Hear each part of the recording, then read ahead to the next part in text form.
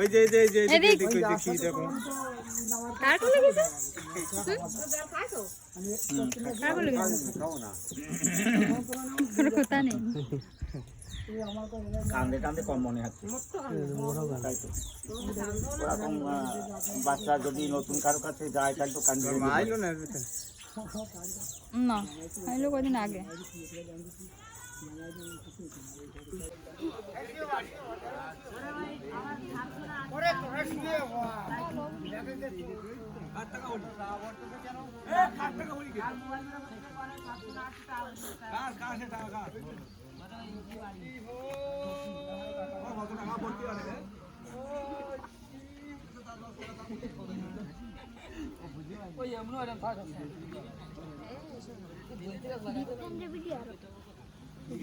Celebrity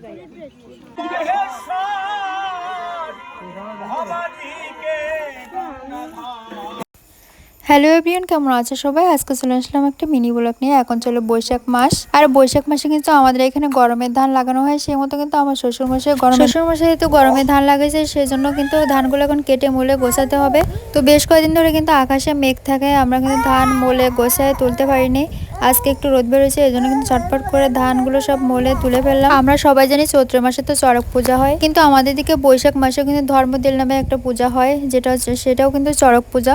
তো আমাদের এখানে এক জায়গায় পূজা হচ্ছে, সেই চড়ক পূজার সন্ন্যাসীরা কিন্তু ঠাকুর নিয়ে আসলো আমাদের বাড়িতে। এই পূজাটা হয় কিন্তু বৈশাখ মাসের একদম শেষ দিকে। এদিকে বেশ কয়েকদিন ধরে আমি কিন্তু একটু বাবার বাড়ি যাবো করছিলাম, কিন্তু যেহেতু ধান ছিল উঠানে, ধানগুলো না গোছায় কিন্তু কোথাও যাওয়া যাচ্ছিল না। তো আমাদের ধানগুলো গোছানোর পরে আমি কিন্তু বাবার বাড়ি যাওয়ার জন্য রেডি হয়ে রওনা দিলাম। আমাদের বাড়ি থেকে বেরোতে গেলে কিন্তু অবশ্যই নদী পার হওয়া লাগে, আর সেটা সাঁকো বেয়ে তারপরে পার হওয়া লাগে। আর বাইরে যেহেতু প্রচন্ড গরম, এই গরমের ভিতরে একটা দোকানে বসে কিন্তু খেয়ে নিলাম একটা আইসক্রিম।